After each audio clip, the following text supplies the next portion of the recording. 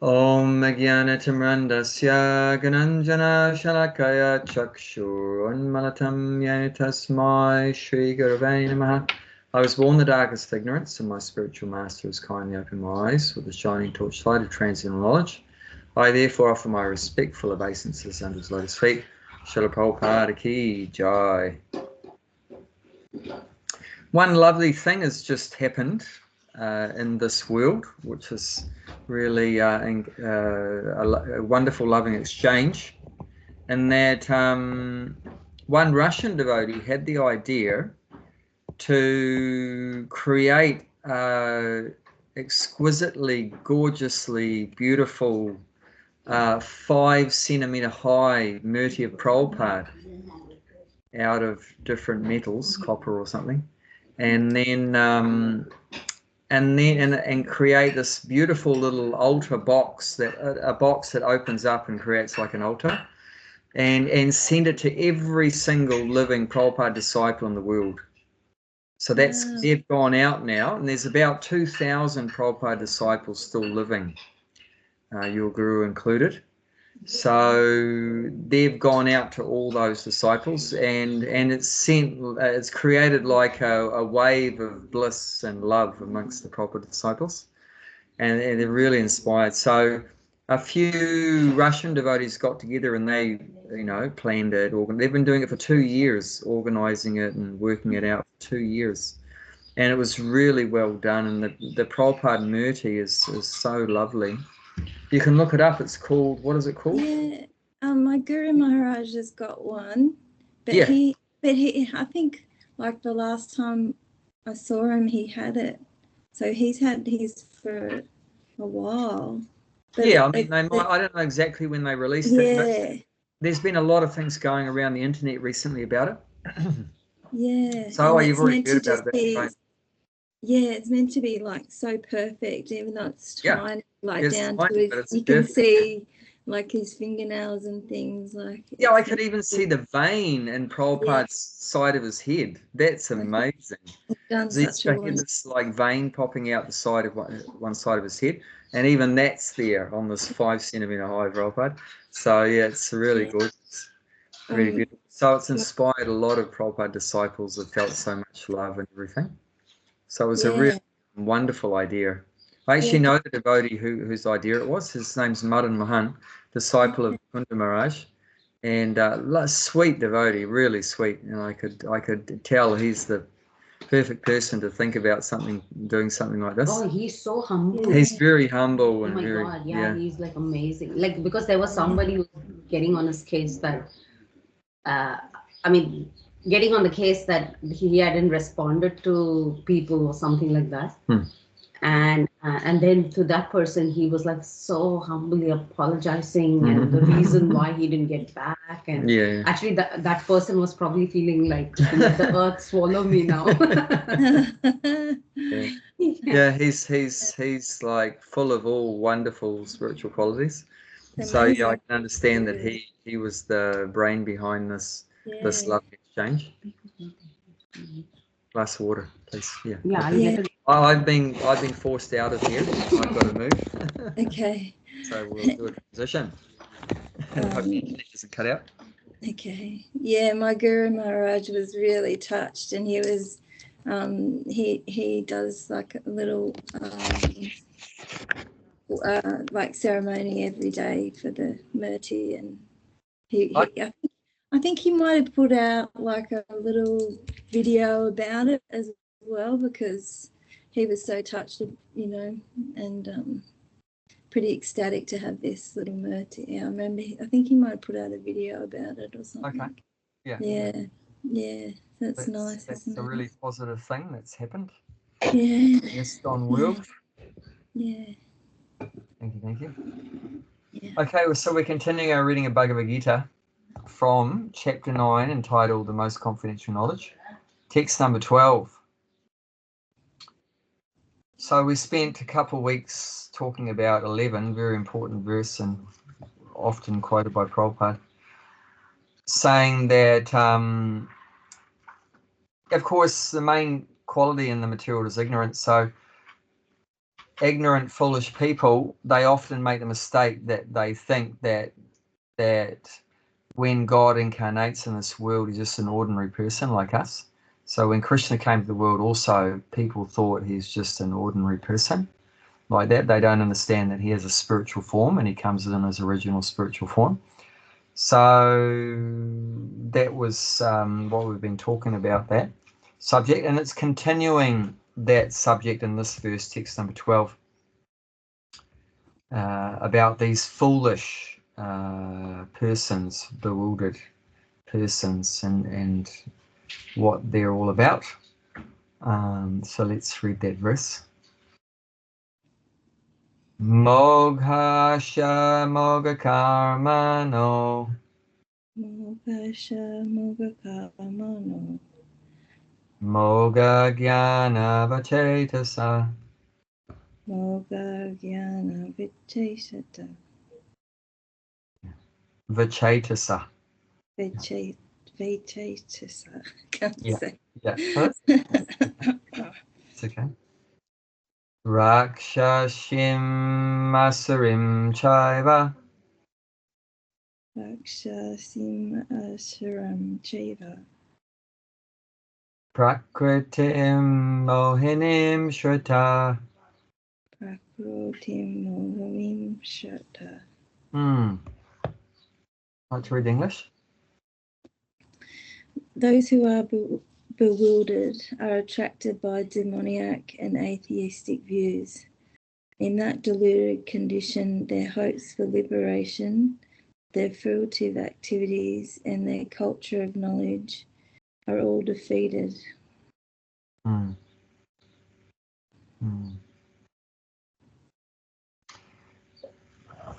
The nature of this material world is actually bewildering, and the word here is in the last line, mohinim, prakritim mohinim.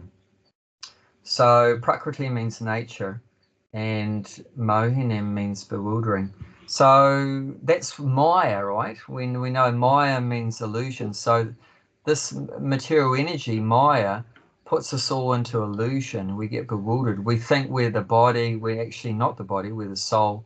And we've forgotten God, although God's energy is everywhere. And that's what I've just been looking at, those verses explaining how God's energy is everywhere. And but although God's energy is everywhere, no one thinks of God. You know, no one can see God, perceive God. No one can remember God. So that's the function of Maya, to bewilder us and keep the souls in ignorance of their own self and God and our relationship with God. That's all forgotten. And we're just running after external material things. God is in our heart, but we can't. God, no one's closer to us than God. We're in the soul's in the heart, and God's right next to us in the heart. But even though He's so close to us, we can't perceive Him because we're all looking outside. He's inside, but we're all focused outside. You know, money and the opposite sex, and getting more material things and clothes and houses and cars and so many things like that. So we're bewildered by this sense gratification, trying to enjoy the senses, sex, drugs, rock and roll, eat, drink and be merry. That's our philosophy in our bewildered condition, just running after a sense gratification. So yeah, it's important to know what is the environment that we're in. It's a very bewildering, illusory situation. So how do we get free from this bewilderment, you know, being in ignorance? Bewilderment means, you know, confused. We're really confused. And it's interesting that, you know, there's about 2,000 people or more that go on this nature walk from one end of New Zealand to another. They go past our place. We had about 450 come into our place. And we asked them, you know, why are you doing the walk? And one of the things they say is they're very confused. They're very confused. They don't know what to do with their life, you know. They're very confused. So that's the nature of the material world. It confuses us. Why am I here? What am I supposed to do? I remember before I met the Hare Krishnas, I was 20 years old and wondering, you know, I was very confused and lost. And what am I supposed to do? It seems like the world is just so crazy and so much suffering and everything. Why am I here? What am I supposed to do with my life? I don't know what to do. What work should I do? You know, just trying different things and going around in circles, basically. So that's what happens. We go around in circles. You know, we're so lost. We can't go in any proper direction. We don't know what's our goal. We don't know what the goal. If you don't know what your goal is, obviously you're probably going to go around in circles. You know, so it's so important. So in the material world, people don't know what the goal of life is. So because they don't know who they are and what their goal is, what their purpose is, they're lost. They're going hither and thither, as they say, hither and thither, left and right and up and down and round and round. So it's very confusing. And this is brought about by Maya, by the material energy, which has a mohinam, bewildering effect on the soul. And see that the nature of the soul is we're full of knowledge, but Maya covers the knowledge like that. So we can read about that, how Maya covers the knowledge. So 3rd chapter, text 37 in that area. 3rd chapter 37. Or maybe it's 39. Anyway, let's have a look. Yeah, it's 39. 39, you can read that one. Thus, the wise living entity's pure consciousness becomes covered by his eternal energy in the form of lust, which is never satisfied and which burns like fire. So this is one aspect of the material energy. There's the mode of three modes. So mode of ignorance, mode of passion, mode of goodness. So this last mode of passion. So it doesn't just mean sex desire, it means all desires. So the effect of this mode of passion on us is that it makes us full of desires. And when we get full of desires to enjoy the body in different ways, to see some things, hear some things, taste some things, you know, the genitals and, you know, using the body in different ways, then the effect that have is that we get covered, our consciousness gets covered. So as soon as the soul, because it says, thus the wise living entity. So originally, we're all a wise living entity. We're originally full of knowledge, Sat, Chit, Ananda. That our original position is we're eternal, and Chit means full of knowledge, and Ananda means happy, blissful. But so originally we're Chit, means pure consciousness, full of knowledge, full of consciousness. But that's been covered over by this mode of passion in the form of lust. So, and the two effects of this lust on us is that it's never satisfied. So no matter how much we try to fulfill our desires, we always want more. We no matter how much money we get, we always want more money. No matter how much we eat food, we want to eat more food, you know. And no matter how much sex people have, they want to have more sex with different partners and so forth. So it's always increasing their desire, and they're never feeling that I've had enough. I've got enough money, I've got enough possessions like that. They're always wanting more and more. And it burns like fire. So it creates like these material desires that we have to get more money and so forth, create anxiety in our hearts like a fire. It's always, you know, people are feeling tension, anxiety. It's a big thing in modern day society, anxiety, stress, all these kind of things. This is all the result of that mode of passion, that we feel so much anxiety and stress and everything. It creates this burning fire in the heart. We have a desire, we want something and we're not getting it. So we feel so frustrated and we become angry also and like that. So this is the...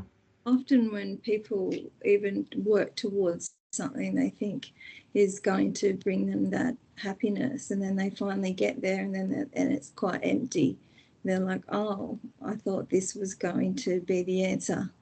Yeah. And it's not. And so they Yeah. then they get more bewildered and I must need to go in a different direction, and that'll Yeah. bring happiness. And Yeah. I got Yeah. to live here, I got to live there, or Yeah. I need this or I need that. And it's so strong that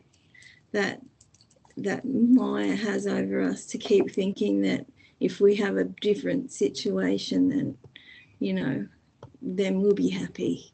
Yeah. Yeah. It really is. It's It is. really strong. It's very strong. Very strong. Yeah. Yeah. Yeah. Good realizations you're having.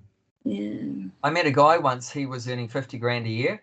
He had the idea that if I earn 100 grand a year, I'll be completely happy. So he worked extra hard, and he actually reached the goal that he'd set to get 100 grand.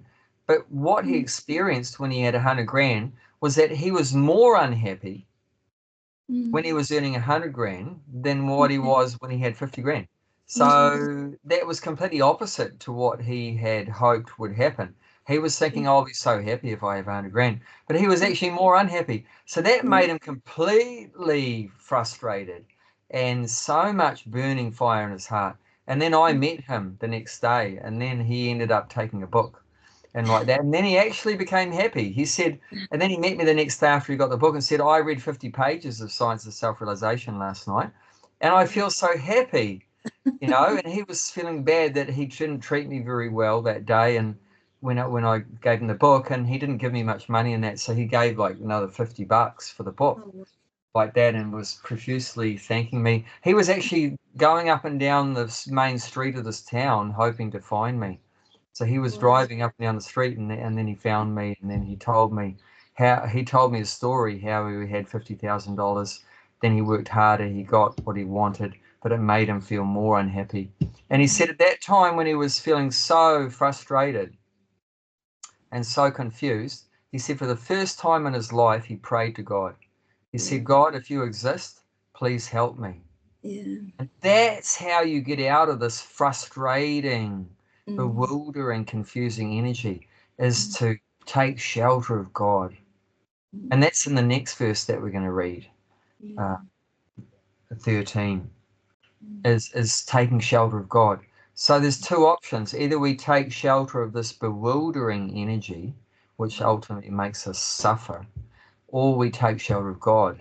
And the only way to get out of the bewildering energy, Prakritam Mohanam, is by surrendering to God, is by taking shelter of God. And of course, we know the best way of taking shelter of God is by hearing about God or chanting God's names or his talking about him, like what we're doing now, and like that, remembering him and so forth, these 9 processes. But especially the first 2, hearing and chanting about God, is that by doing those 2 things especially, we can get out of this bewildering energy. And then we'll get our original knowledge back, because when you hear from Krishna or hear from the spiritual master, then you're being enlightened in real knowledge again, and your original pure consciousness, the original pure consciousness, is going to get reawakened, because that pure consciousness is there, but it's covered by ignorance. So as soon as you get that knowledge and lust, so as soon as you get that real knowledge again, then it overrides this lust and ignorance and so forth, and you get reestablished in your original pure consciousness. And then you remember that I'm not the body, I'm a pure soul, and the soul is a servant of Krishna, and that's our real happiness, is serving Krishna. So I'm going to do devotional service now. You know, so that's living in our original pure consciousness like that. So that's, so, and Maya is doing that job of bewildering us to bring us to that point that guy came to, that we become so frustrated and exhausted by trying to enjoy and never enjoying, that eventually we call out to God. God save me. God help me. And that's exactly what Maya is punishing us for, the purpose of achieving, that we will turn back towards God, because we're running away from God. But Maya is thrashing us in so many ways for the purpose of bringing us back to God. And so that suffering and confusion and everything, frustration that we go through, has a purpose, you know, to bring us back to God, which is good, which is great. Because ultimately that suffering and that doesn't affect us. Because what is the suffering effect? What is the suffering working on? What is it? What is the suffering? Oh, like on the bodily concept, you mean? Yeah, just all the body stuff. The body and it's just affecting the body and the mind. You know, the suffering is in the mind. You know, when the body's getting thrashed in different ways, you know, then we experience suffering in the mind, but we're not the mind. No. We have to always remember that we're not the mind. We're the soul. So the soul's not affected by, you know, any amount of material suffering. So it's not actually hurting us. It seems like it's hurting us, all these material experiences, but it's actually not hurting us. It's only impressions on our mind. And, you know, as the mind is seeing what the body is going through, like I told before, you know, a builder friend, he put his electric saw through his hand, but he didn't feel any pain until he saw his hand. So he'd actually put the saw through the hand, but he didn't feel any pain until when he saw it. When he saw it, obviously that went into his mind. So through his eyes, that vision of his hand being cut went into his mind. And then the mind said, "Oh, I'm in pain." But he wasn't actually in pain when he put the saw through his hand. You know, it's where the mind is. That's what's very important. And that's why we chant and everything, to take our mind away from the body. Take our mind. And when we're talking about Krishna, obviously we're not thinking about the body. You know, often I've got aches, bodily aches and pains, but when I talk for an hour and a half, I'm actually not feeling those aches and pains for an hour and a half. And when I stop talking about Krishna, then, oh, my back is sore, oh, my leg's sore. You know, so many things. But it's just the mind. You've got to take the mind away from the body. And that's the whole idea of the yoga process, is to withdraw the mind.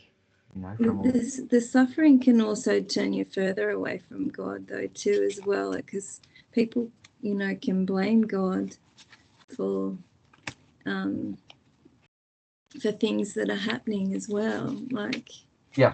you know, well, if there's a God, why is there so much suffering? And, you know, all these types of things. Yeah. It can sort of have the opposite effect for some people. It can, you know, so that's the free choice that we have, which way we're going to go. So that means you're still under the bewildering energy then. Yeah. You know, so Maya is still working you over if you're going to think that, oh, I'm going to blame God for all the suffering and everything, you know. There's so much suffering in the world. How can there be God? He must be a bad guy, or maybe it's got out of his control and he can't manage it anymore or something. So all these kind of ideas and thoughts just means we're still being thrashed by the bewildering energy. Yeah. And there's still envy in our heart. We're not ready. I told one walker that came through yesterday, she was quite open-minded, so I was talking to her a bit, and I said that, because she's quite into, actually, she's been to India, so she's done kirtan before and stuff like that. And I said to her, this process of bhakti yoga is so simple. You know, just hearing about God and talking about God, singing his names and everything like that. It's so simple, so joyful, singing and dancing and chanting everything, having nice food, you know, like that offered to God. But I said, most people can't do it. And she said, what do you mean? I said, it's so simple that most people can't do it. Most people will not chant Hare Krishna. Most people will not come to hear Bhagavad Gita. Or even some people won't take Hare Krishna food.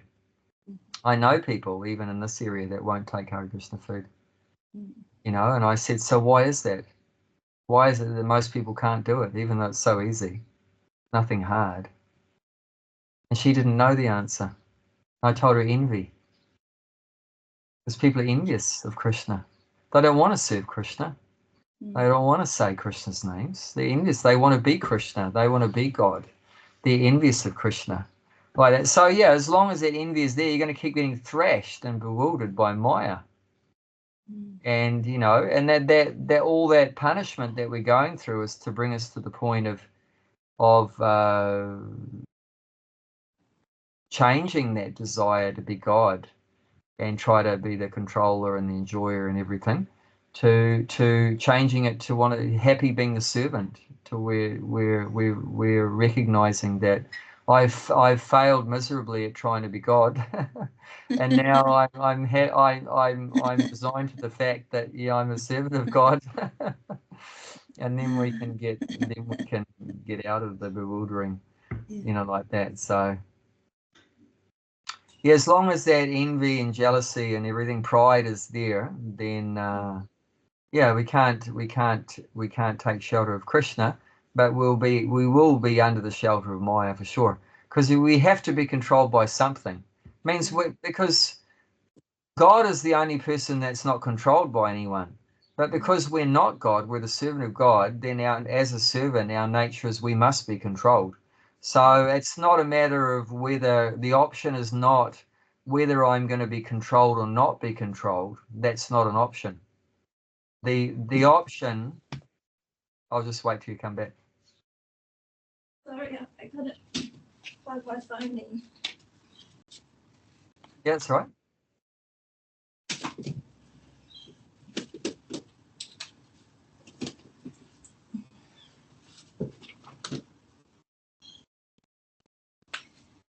Sorry, my phone just the battery. Yeah. My phone. Yeah. Yeah. Yeah, it's not good for the health to be running the phone on a low battery and be close to it, so it's good to charge it. Oh, yeah. Well, I hotspot my internet from my phone.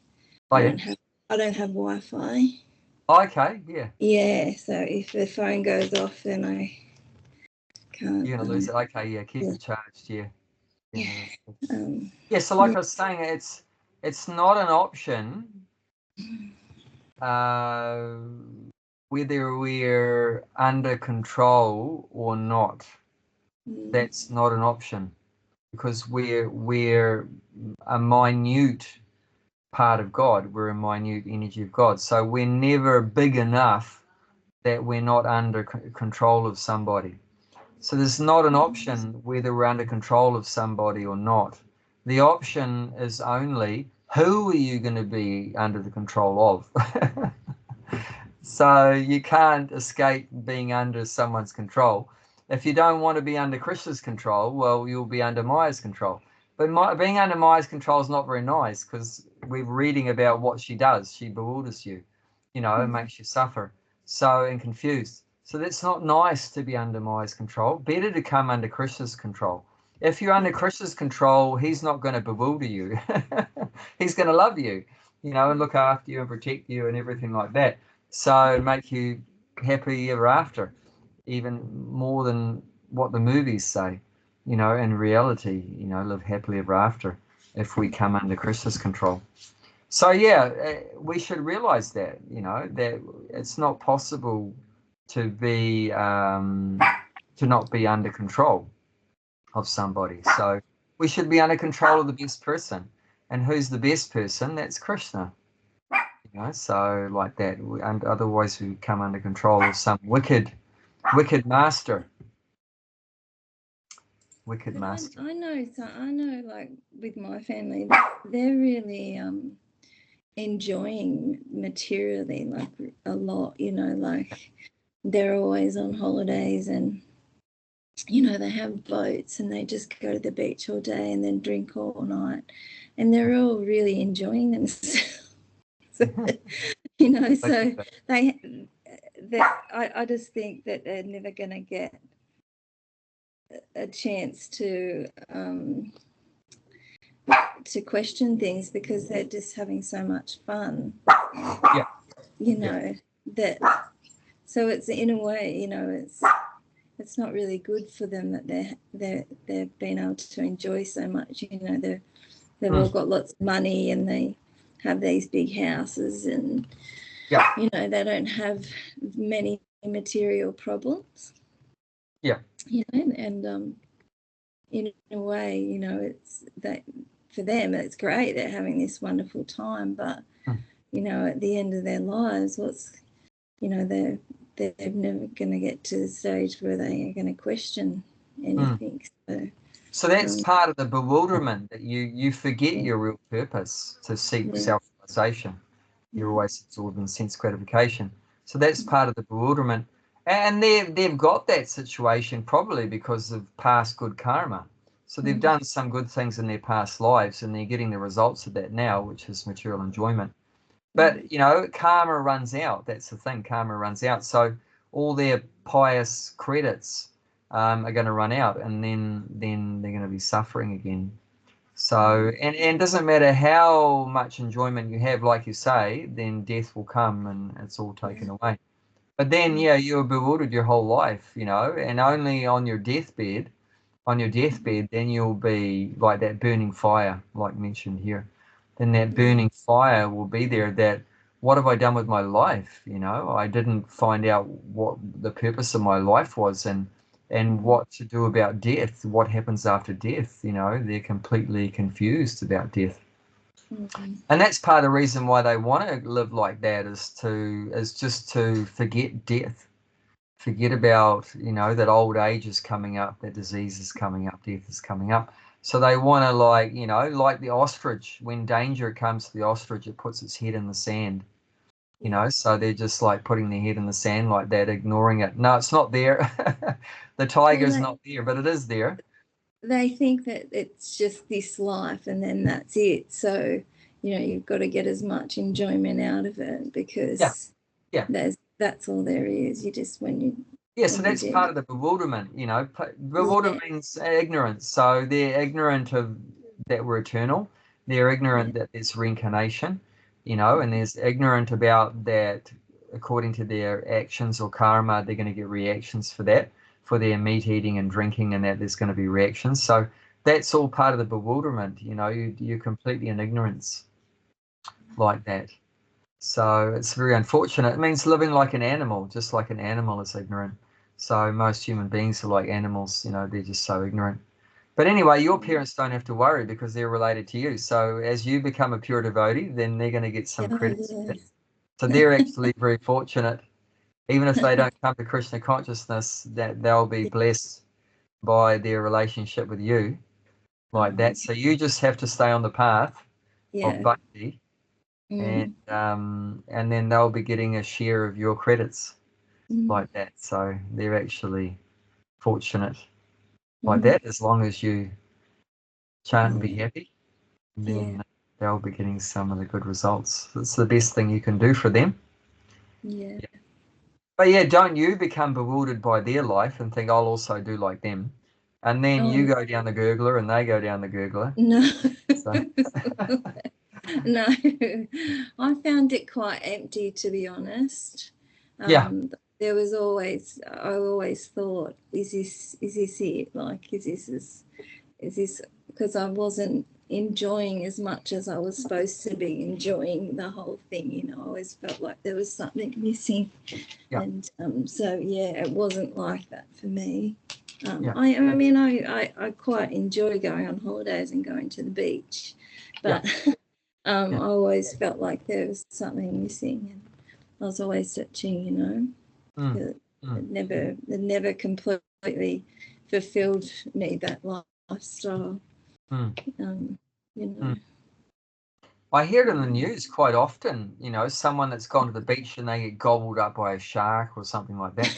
One lady, she was a very famous lady, very beautiful young lady, and she was sitting on a rock, meditating or doing yoga or meditating on a big rock, and suddenly this big wave came up and washed her off the rock into the ocean, and she was never found. She was a goner.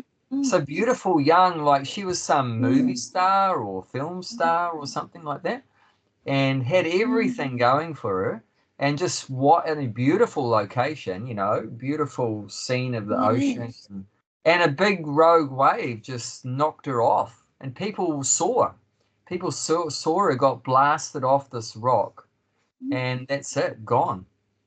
You know, what a way to go. So that's the thing, that this life of enjoying sense gratification can end at any second, any moment. And you know, so that's really unfortunate that we had a human form of life and just spoiled it in sense gratification, and then, you know, without developing our higher consciousness, then you die and you come back again. So probably she would have taken birth as a fish or something, or like that, you know. So it's very unfortunate. Bewildered like that. So yeah, let's read a bit more about it. So it's saying those who are, so back to 9:12, those who are bewildered are attracted by demoniac and atheistic views. So that's how do you know if someone's bewildered by Maya? This is how you know. They're going to be, that person will be attracted by demoniac, atheistic viewpoint. So, you know, there's no God, there's no soul, there's no next life. Everything started from a big bang. We evolved from monkeys. So that means they're bewildered. Immediately someone talks like that, you know they're bewildered. If they're attracted to that kind of outlook, that there's no soul, no God, no next life, like that means they're bewildered. Automatically, you know, this person is completely deluded or bewildered like that. In that deluded condition, their hopes for liberation, their fruitive activities, their culture of knowledge are all defeated. So we all have so many hopes. The word is asha. Asha. No, yeah, asha. Moga asha. The first word, moga asha. So asha means hope.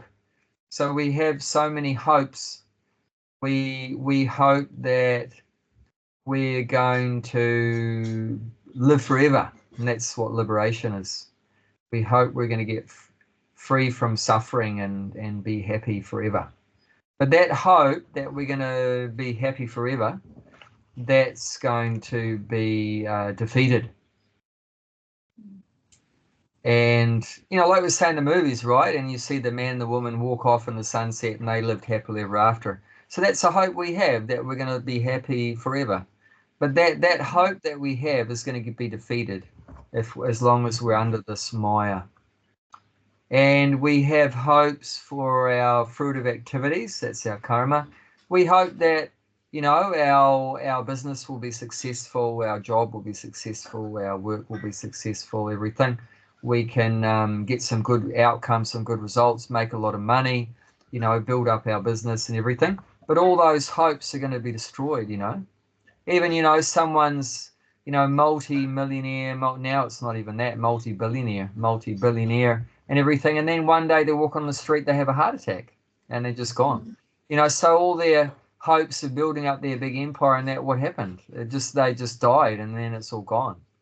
You know, or they have a stroke and they're in a hospital on life support system and everything, and all their business is gone, you know, so defeated.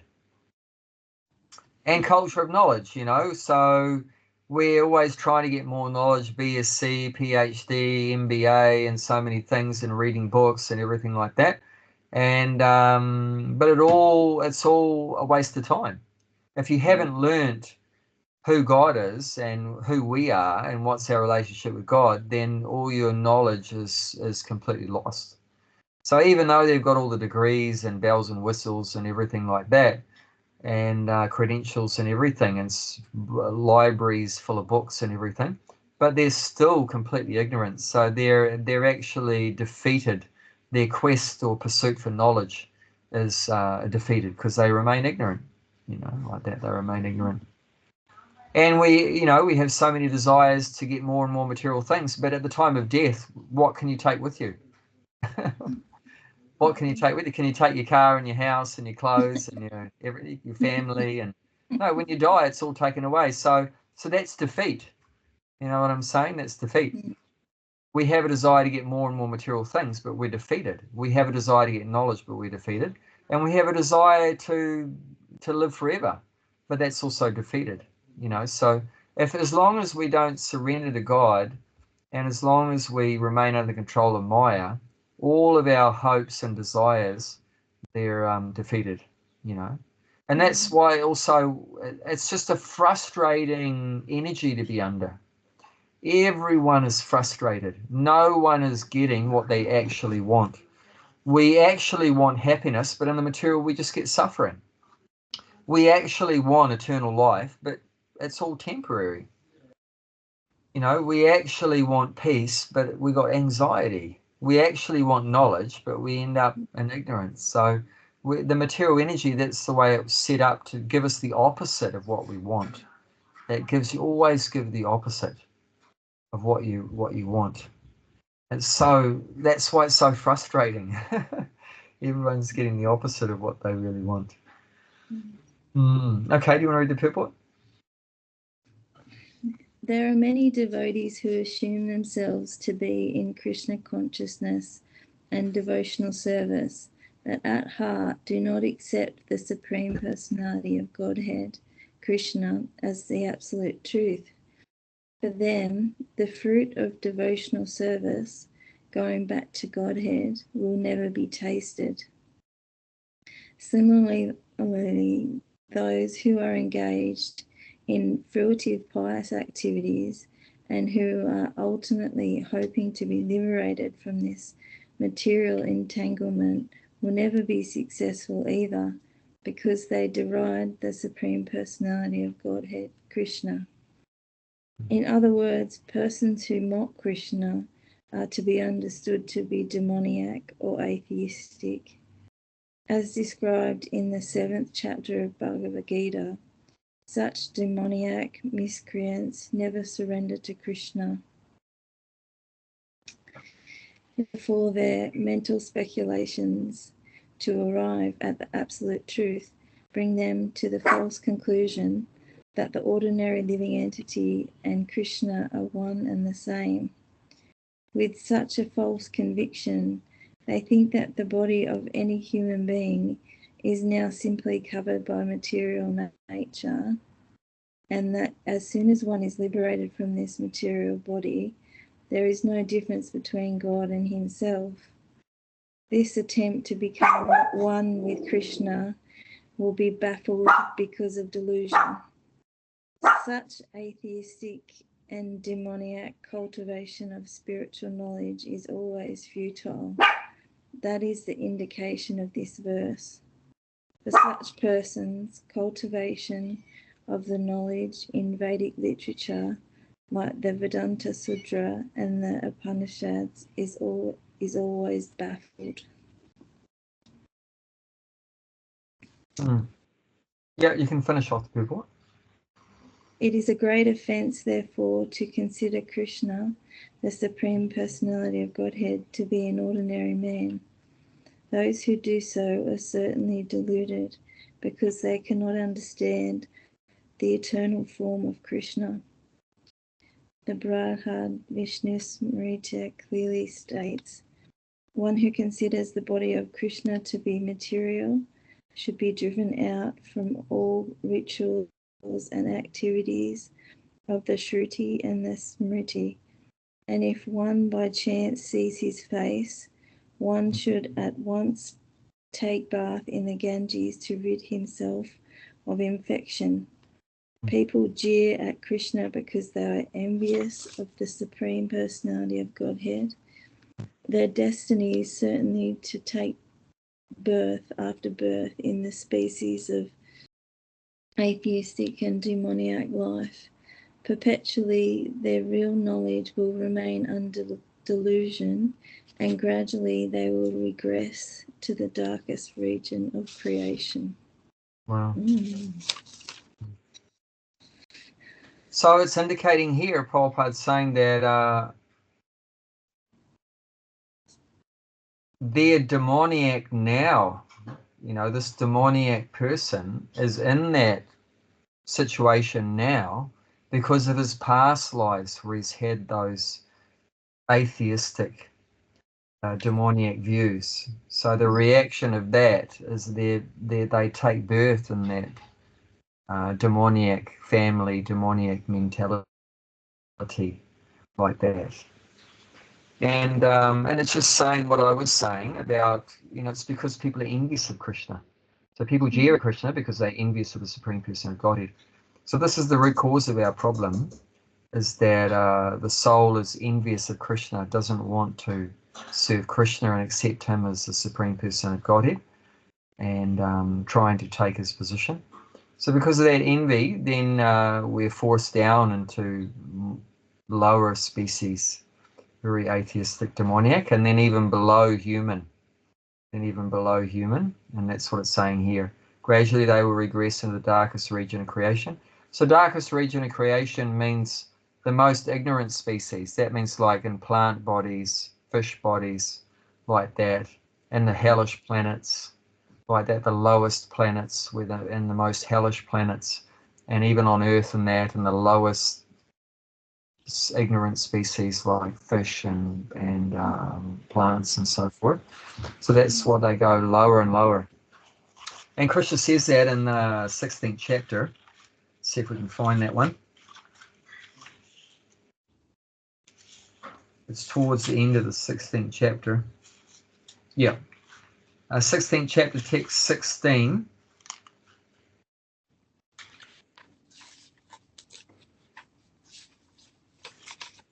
And then a bit later on as well.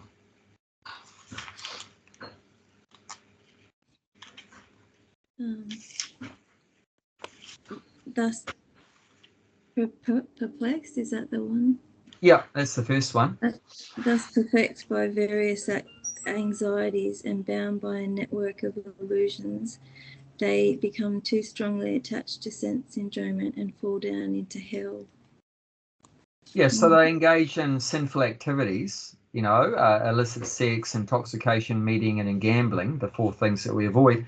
And as a result of engaging in sinful activities, they fall down to hell.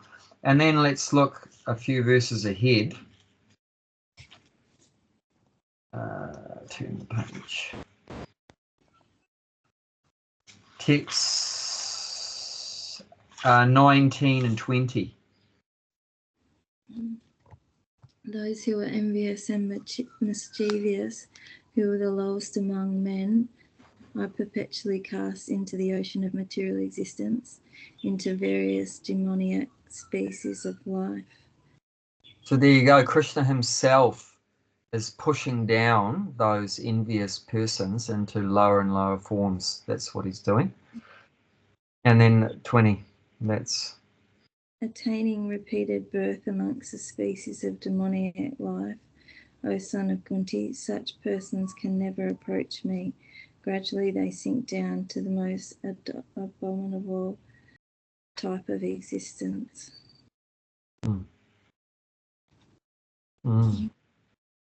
Scary. Yeah. So, human life's a big responsibility. If we misuse it, then we can get pushed down. And that's actually mercy that they're pushed down like that, because if you have the human form of life and you misuse it, and you're envious not only of God but of others, and we see that, like killing all the animals in slaughterhouses just to make money, exploiting Mother Earth, exploiting the oceans and the mountains and everything, just polluting the nature and everything like that just to fulfill their greed.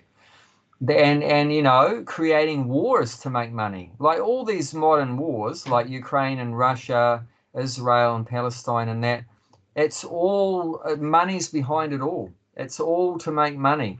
They make money out of all the missiles and rockets and weapons and everything. And then when everything's destroyed by all those bombs and that, they make more money out of building it back again. Someone's going to get paid to build those buildings back. And it's the same people.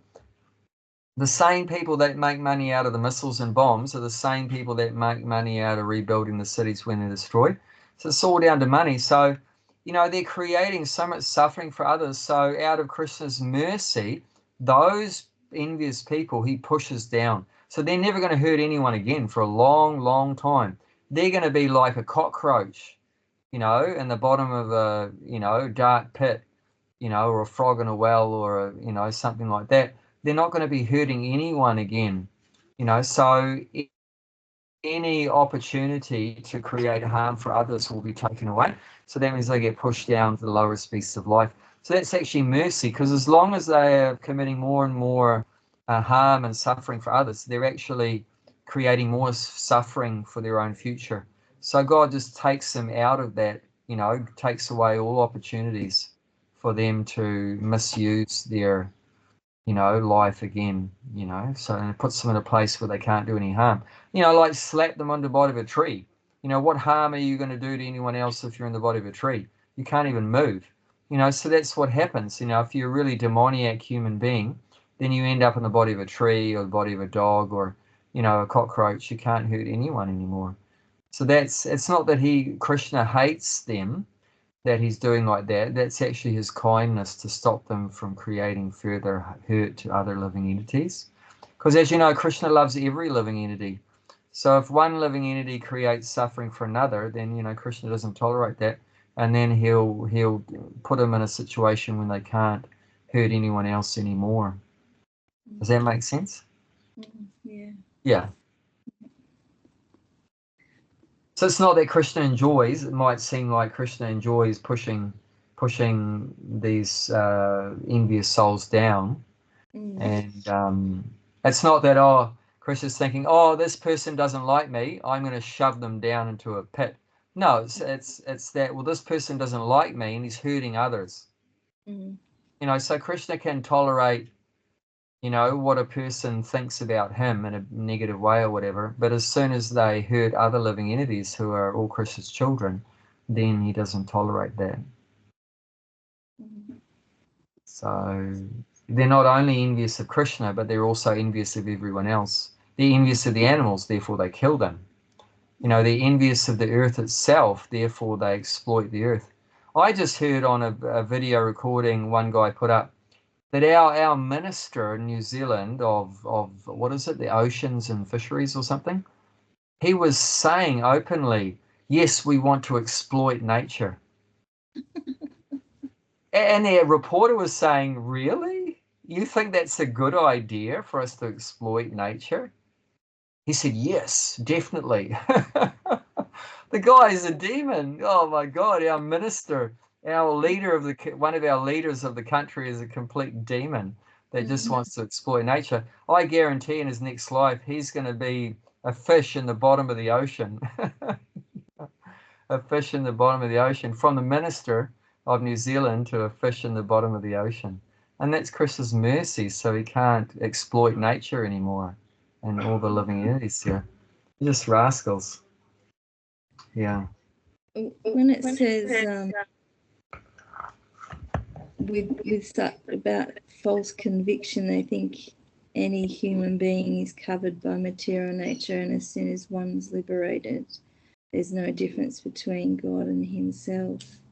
Are they people like is that like Buddhists and things like that want to? Yeah, well, it's talking about, this is to do with the Moga Jnana, so baffled in their knowledge. So these are people, Prabhupada says, therefore the mental speculators, therefore their mental speculations to arrive at the absolute truth bring them with false conclusion that the ordinary living entity and Krishna are one and the same. With such a false conviction, they think the body of any human being is simply covered by material nature, and that as soon as one is liberated from this material body, there is no difference between God and himself. So these are demoniac people that they just speculate. They just on the mental platform, and on the mental platform, you're just concocting in your mind so many things. One of the concoctions you have in your mind is that Krishna is an ordinary person like us, like that. We're one and the same.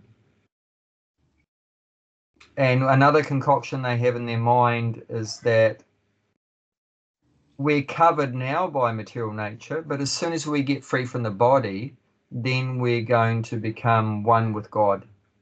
That's a big speculation that these demons have, is that now I'm covered by Maya, but when I get free from Maya, when I get liberated, then I'm going to merge with God. I'm going to become God. So that's another speculation. And as Prabhupada says, this attempt to become one with Krishna will be baffled because of delusion. So that's never possible. It's never possible. The one thing they think is completely wrong, that when Krishna comes to the world, he comes in a material body. That's completely wrong. Another wrong thing is that they think that, well, now I'm under Maya, but when I do some yoga practice or whatever, become perfect in my yoga practice and get free from Maya, I'm going to merge with God and become one with God. So that's another complete, load of rubbish. So Maya is just cheating them. Maya is cheating them. So, you know, just trying to progress on the mental platform is not going to help us either. See, some people try to progress on the physical platform. I'm going to work hard, I'm going to make money. And other people, they're not into doing that. They work more with their mind and intellect. So they're just thinking all the time, you know, thinking that, you know, I want to get free from the material world and become one with everything, and then I'll be happy, and so many things. And Krishna, he has a body, so he can't be God. God doesn't have a body. God is just energy. God is everywhere. So like that, they speculate so many things, but it's all wrong. You know, they're just being defeated by Maya. As long as we don't surrender to the real God, to Krishna, then we're always going to be under the control of Maya. And no matter how we try to progress, Maya is always going to shove us down. You know, we're never actually going to get anywhere. You think you're getting up. You know, I made $1 million, I made $1 billion, I made $1 trillion, and then you die, you know, and you get pushed back. You know, and you think, oh, now I'm going to get liberated, you know, like that. And then even if you do merge into the Brahmajyoti, then after some time there, out of being frustrated that there's no relationships there, no rasa, then you fall back down from the Brahmajyoti and come back and take birth again on earth. So you push back down again. So as long as we don't surrender to Krishna, then no matter how high you might try to get, but eventually you're going to get shoved back down again. Like that. Surrendering to Krishna is the only way out. And Prabhupada indicates that, as described in the 7th chapter of Bhagavad Gita, such demoniac miscreants never surrender to Krishna. So he's referring to 7th chapter, text 15. Text 15.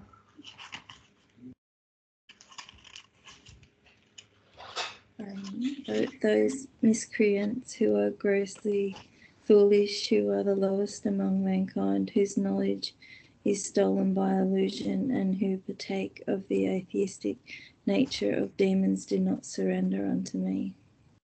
Yeah, so as long as we don't surrender to Krishna, then we're stuck here. And there's four kinds of persons, demoniac persons, that don't surrender to Krishna. The mudhas, fools, naradama, lowest of mankind, mayaparitagyana, means their knowledge is stolen by illusion. So that's what you were talking about. People that are trying to advance their knowledge, but Maya is taking their knowledge away. And then the asuras, they're the full-on demons, like that. So there's four kinds of miscreants, duskritana.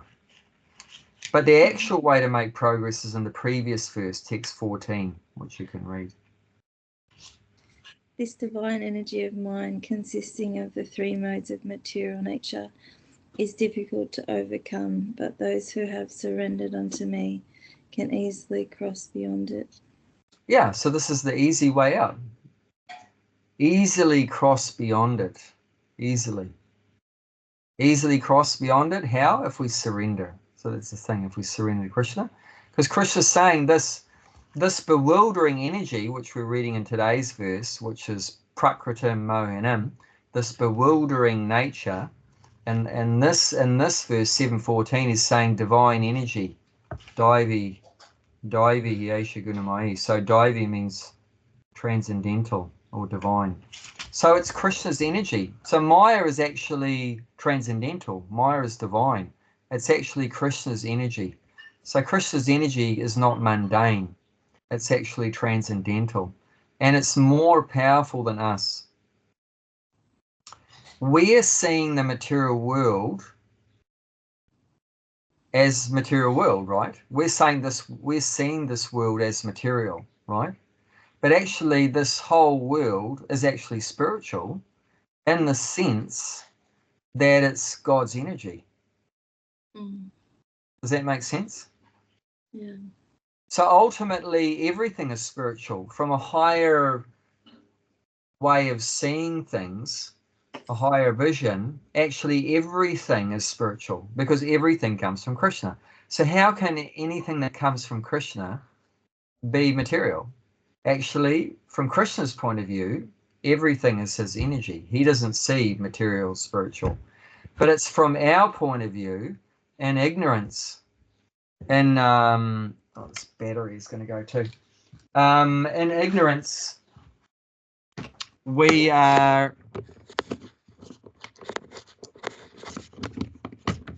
seeing that something is material and something is spiritual.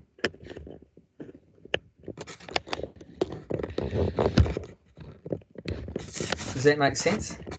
Yeah. Like a very advanced devotee, he doesn't see anything as Maya. He sees everything as related to Krishna. He sees everything as Krishna's energy. But when we're in Maya, then we see, oh, this is Maya and this is not Maya. But actually, from the higher point of view, there is no Maya. Maya actually means thinking there's something not connected with Krishna. That's what Maya is. It means Maya actually means that which is not. Yeah. So that which is not what? That which is not Krishna. So we're thinking there's something that's, I'm thinking this computer is not Krishna. This glass of water is not Krishna. I'm not Krishna. You are not Krishna. The house is not Krishna. But it's actually all Krishna, all Krishna's energy. So all Krishna's energy is actually Krishna. It's all part of Krishna.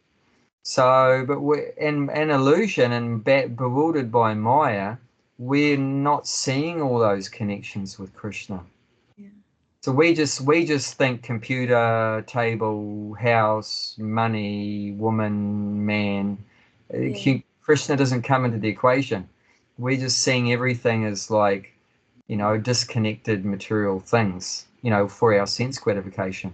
This house is for me, and this car is for me, and this phone is for me, and so when we're not seeing it as a spiritual energy part of Krishna. But from Krishna's point of view, or a pure devotee's point of view, they, like when Radharani would see a dark tree with black bark called the tamal tree, she was immediately think of Krishna, and she would run at the tree and hug the tree thinking it was Krishna. And one time she talked to a bumblebee in the Krishna book, because she said the bumblebee's black, and she immediately saw a black bumblebee. She thought of Krishna, and she started talking to the bumblebee like the bumblebee was Krishna, like that. So for a high-level devotee, everything reminds him of Krishna, which it should, like that. Like also when it says in that previous verse about Paramatma in everybody's heart, and that properly respect each and every body in which Paramatma dwells. The thing, every person, as Krishna in their heart, as well.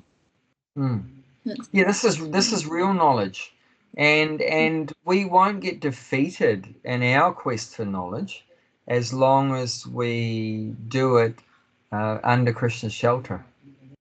Under Krishna's shelter. But other people are also searching for knowledge, but they're not doing it in Krishna consciousness. So their pursuit of knowledge is they'll never get the real knowledge. They're always going to just get more confusion, more lost. Because they're trying to get knowledge without Krishna. We're trying to get knowledge with Krishna. So it's just a matter of, is it plus Krishna or minus Krishna? If your life is plus Krishna, then you'll make real progress. If it's minus Krishna, then you're never going to get anywhere. And that's actually what yoga means. Yoga means plus. So it's plus Krishna.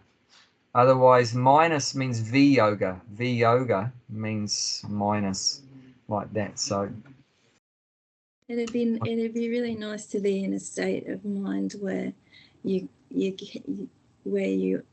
can connect everything to Krishna, because you'd be in bliss all the time, because you're constantly thinking of Krishna in that way. I know I'm not. Yeah, same here. I'd like but to it's be. work in progress. I'd like to be. I think that's good. Yeah, it would be blissful, though, wouldn't it? Yeah, at least it's not like that. We're not bewildered. We know what the goal is. Yeah. See? we're not bewildered. We might not have reached the goal, but at least we're better than others because at least we know what the goal is. The goal You know, is, but we're not bewildered, so that's good. You know, the worst thing is to feel lost and confused. But even the devotee that's struggling and having troubles or whatever is still better off than someone that's confused and bewildered like that, because at least we know where we're trying to get to. We know what the goal is, and that's a big relief. That's such a big relief, knowing where we want to be, you know, and we know how to get there. We just have to go through the process, you know. So that's a big relief, you know. We can't imagine now. See, we've been away from that life for so long that we've forgotten how bad it is. So sometimes we don't appreciate, actually, even as a struggling devotee, how lucky we are. Even a struggling devotee is a million times better off than the best non-devotee that's completely baffled and bewildered, everything like that. But see, we've just been away from that for so long that we've forgotten how bad it is.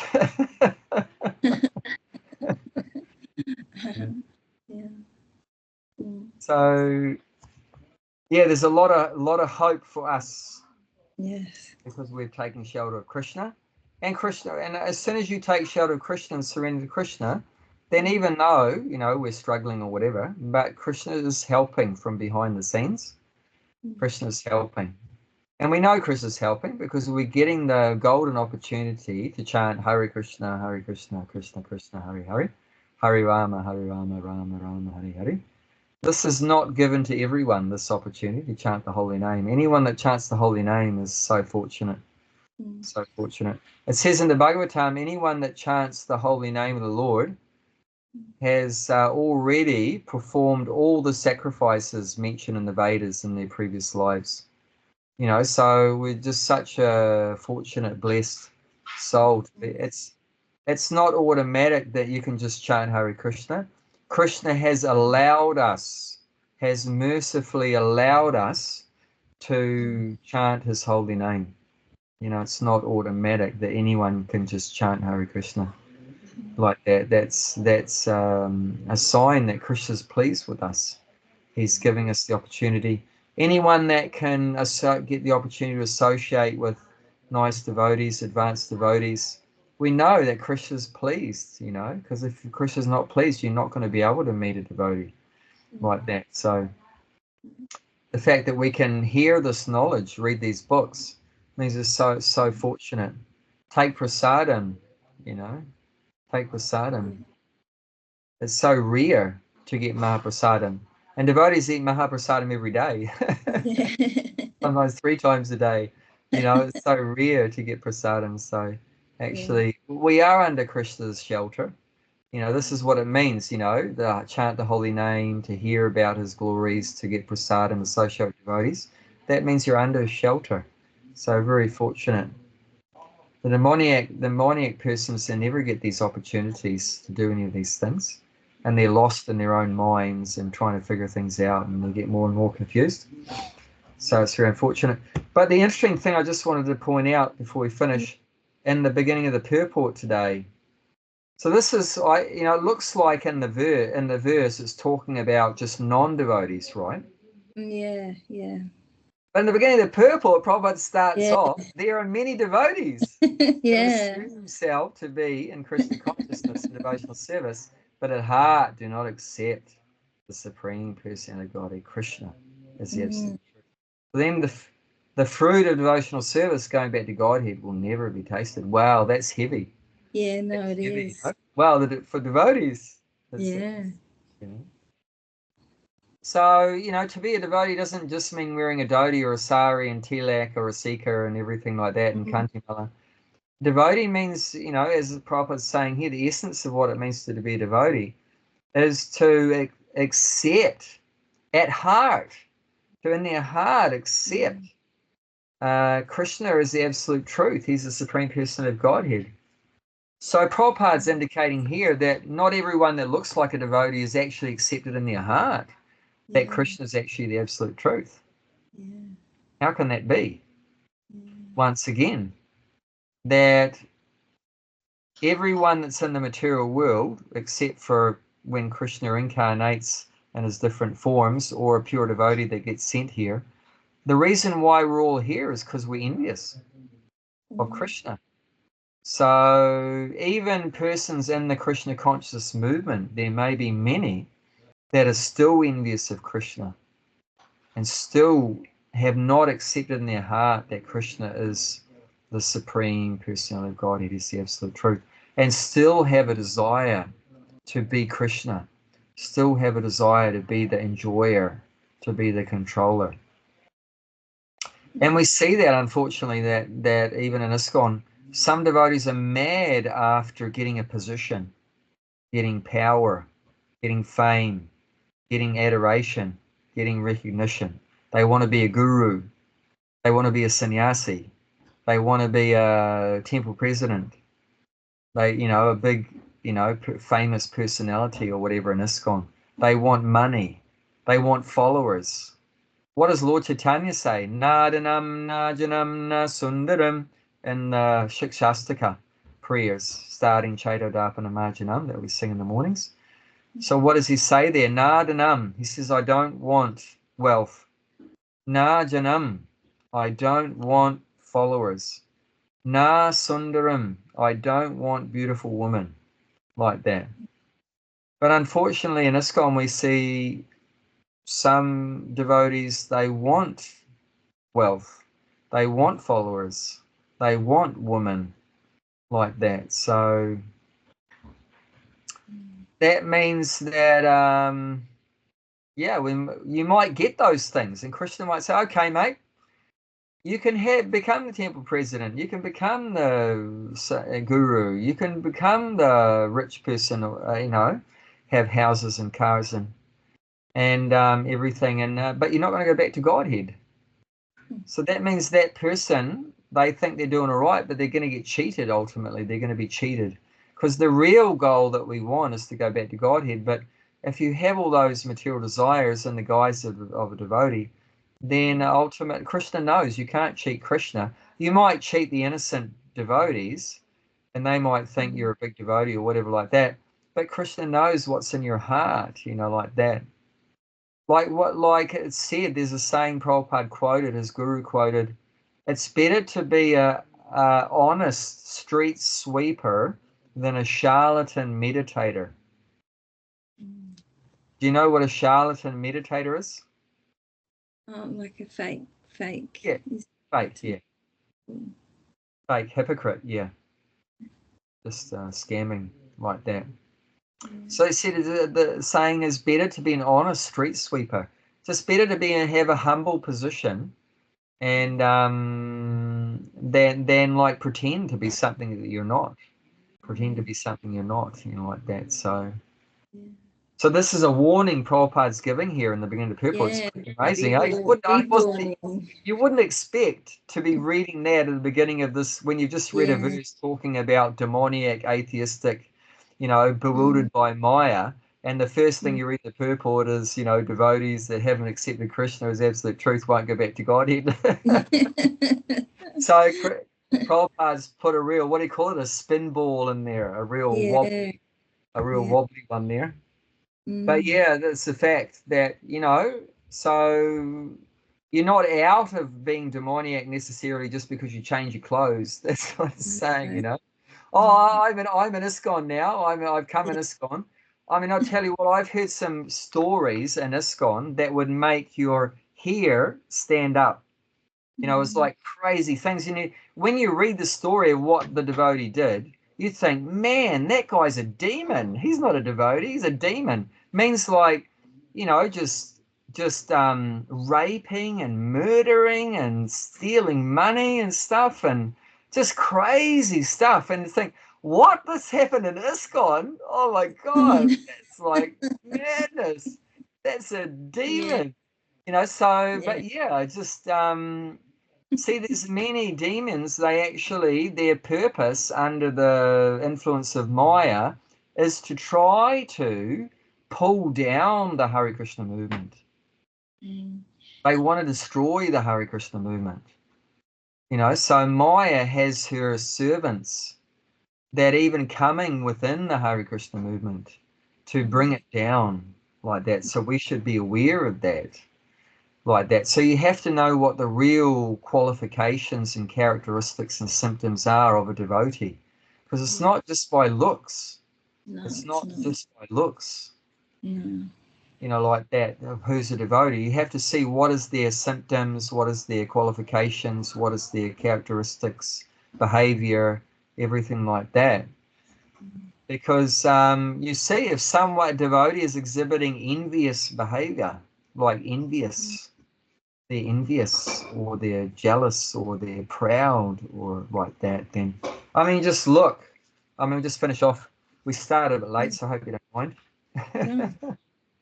6th chapter text, it's around 4 or something. 16th chapter, text 4 or 5 or something. Let's have a look. Yeah, 4.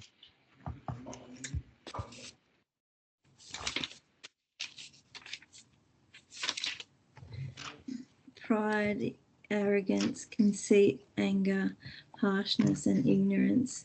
These qualities belong to those of demoniac nature, O son of Pritha.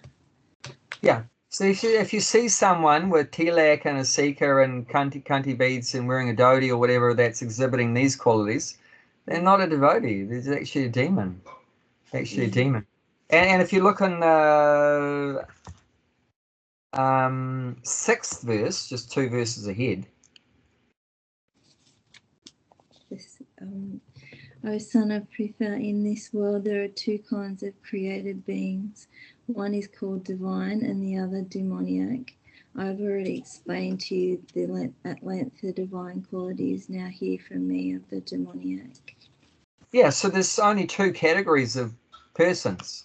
It's not black and white, black people, white people, or men and women, or young and old. It's divine and demoniac. That's the 2 categories that really matter. Those that have surrendered to Krishna, they're the divine, and those that are anti-Krishna, envious of Krishna, they're demoniac. The qualities of the divine are in the first 3 verses.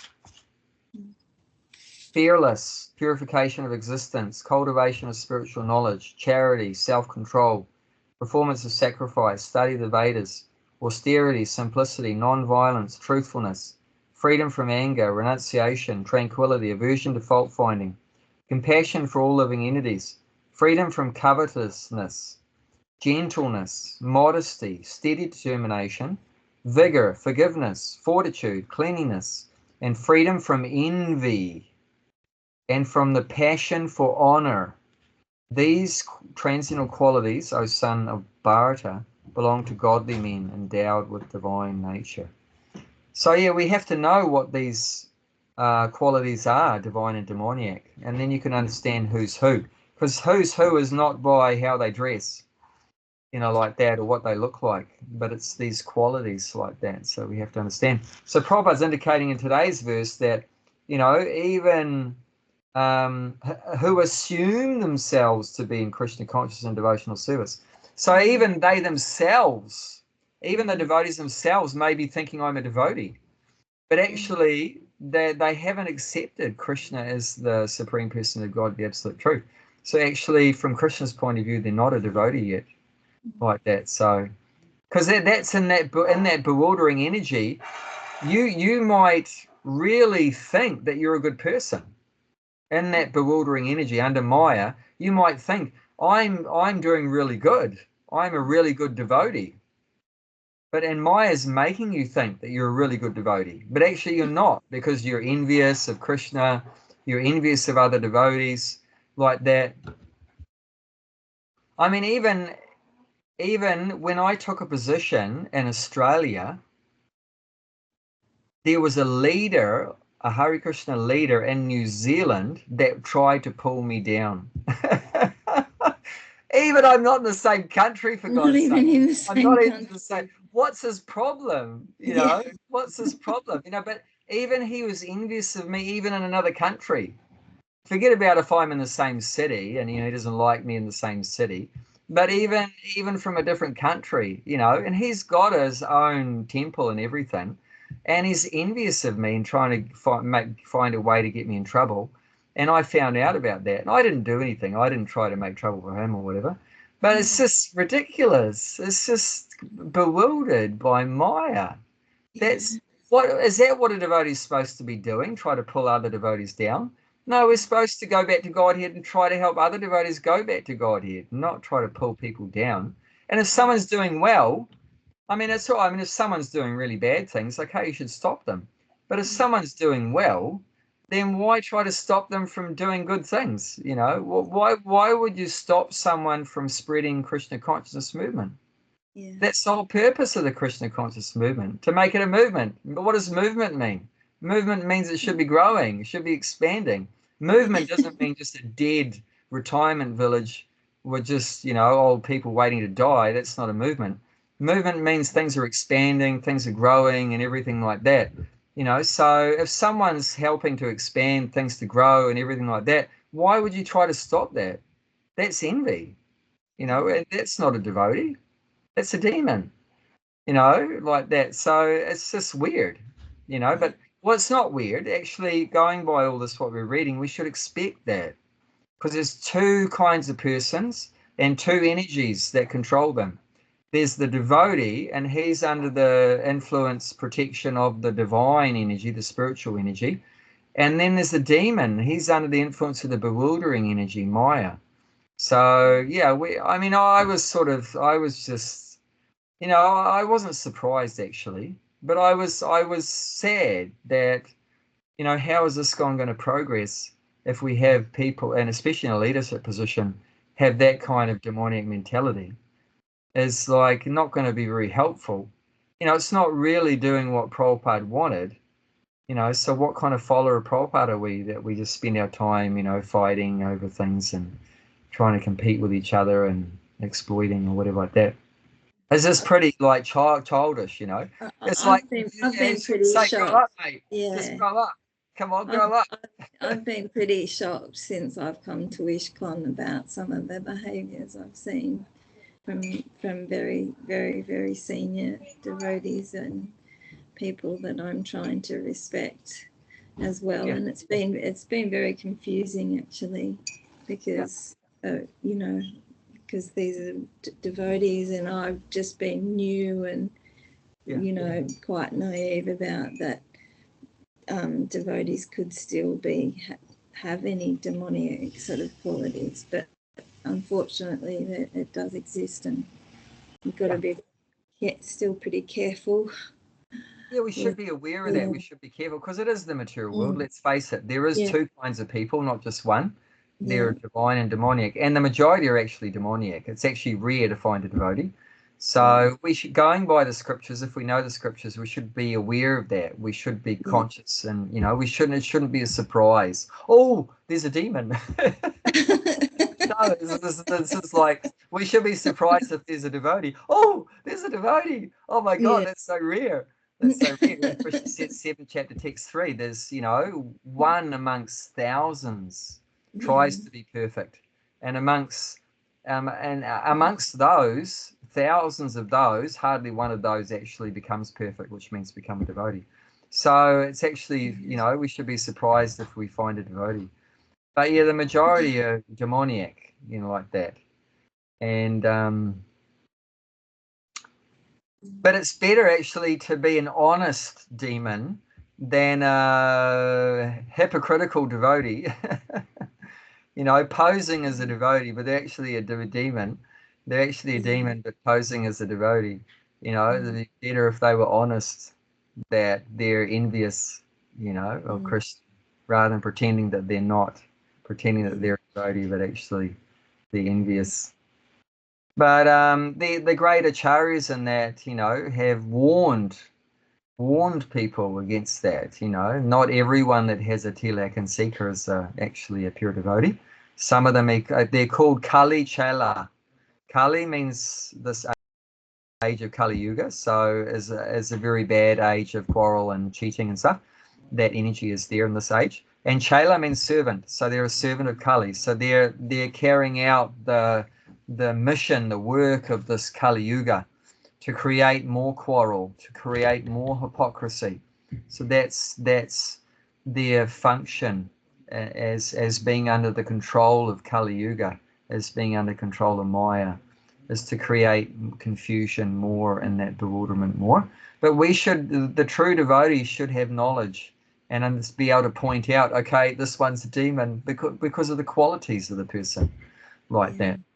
And sometimes we see divine qualities, even amongst so-called non-devotees. You know, and they're like I mentioned, fearlessness, cultivation of knowledge, you know, like that, cleanliness, non-violence. You know, sometimes we see those divine qualities even amongst a non-devotee. You know, so we have to look more at the qualities rather than the dress and so forth, like that. I'm not criticizing the devotee dress, but you can't just go by the dress. No, I understand what you're saying. I know. Yeah, it's interesting. It's interesting. Yeah, it is. Me and Mahabhadra were only talking about it the other day, about how, you know, there is some really good people out there that aren't devotees, you know, because we, you know, because it gets hammered into us, you know, you should only have devotee association, you know, and I think we were just talking about, just that we do know some people who have got really nice qualities who aren't devotees. So it's relevant. Yeah.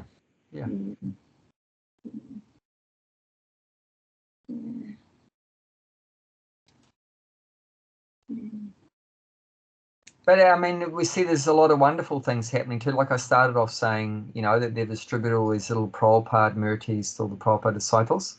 I mean, that's such a beautiful thing. And that's a real devotees that have initiated such a project. That's real, you know, love, you know, distributing the mercy of the spiritual master in that form like that. So there's some really positive things. So you have to see by not to say actions speak louder than words. You know, so that's the opposite of being envious. That's really trying to help others to come up by giving Prabhupada's association to, you know, all those souls like that in the form of his murti. Is such a sweet thing, such a wonderful thing. So, yeah, we want to, you know, try to associate with that, you know, divine energy. And I guess also ultimately, and like I said in that, we talked about in the ultimate sense, everything is spiritual. So in the ultimate sense also, there are no demons. Ultimately, everyone is a pure spirit soul, but we're just temporarily covered over by different mentalities. So now we have accepted temporarily this demoniac mentality, and we're becoming envious and lusty and angry and so forth. But actually, you know, like from a higher point of view, the higher devotee doesn't hate those people. Even in Christianity, in the Bible, Jesus says you should hate the sin and not the sinner. Hate the sin, not the sinner. There's a difference between the sinful action and the person that's doing it. Actually, the sinner, the person that's doing it, ultimately is a pure spirit soul. But because they've been covered by this bewildering energy, temporarily they've become lusty and greedy and angry and so forth, proud. But that's just a temporary covering. But deep down, there's a pure spirit soul there that loves Krishna. So the only thing is we have to remove all that rubbish over our heart. We have to remove that rubbish from the heart. And that's the process of bhakti. So even if there was a demon, you know, if they can chant Hare Krishna, take prasadam and do all these things, then that may help them to come out of that. That may help them to come out of that.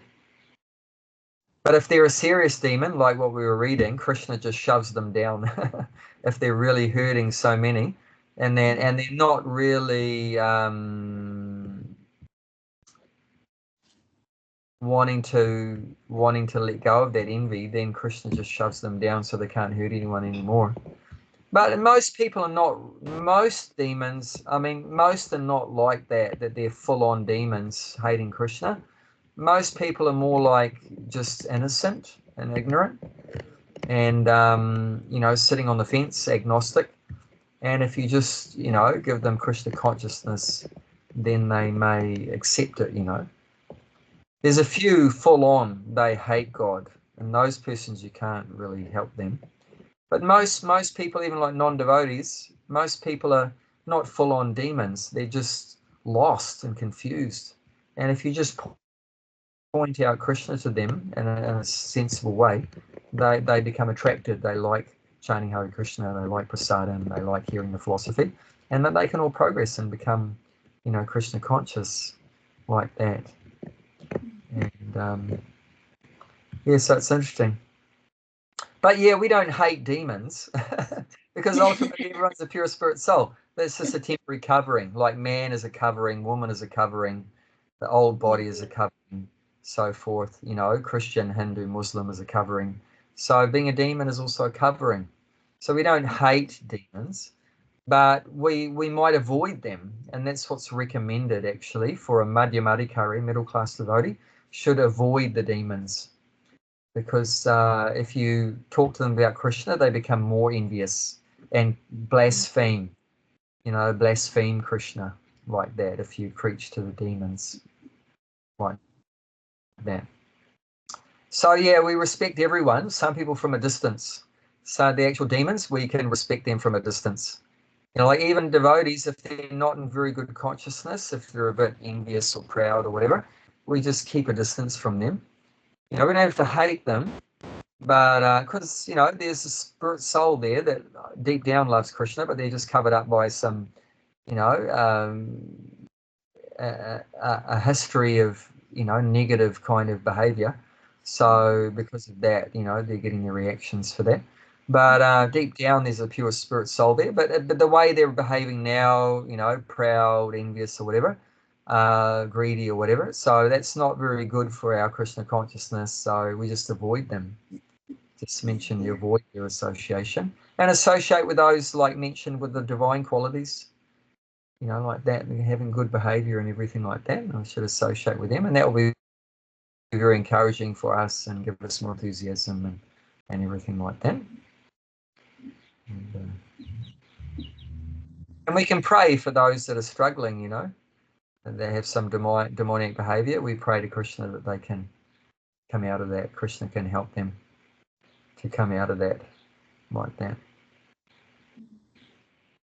And if we ever get a real king again, if we ever get a real king on the earth again, the real king will kill the demons. Pull out his sword. And then behaving in a demoniac way, off with your head. Like that. But we're not in that position. We can't do that now. So it's better we just keep a distance from the demons and like that. And Okay. Well, thank you for today. oh, you're welcome. Welcome. Yeah, thank you. I'm glad we finally Sorry we went over time. got on. Yeah, we started a bit. That's okay.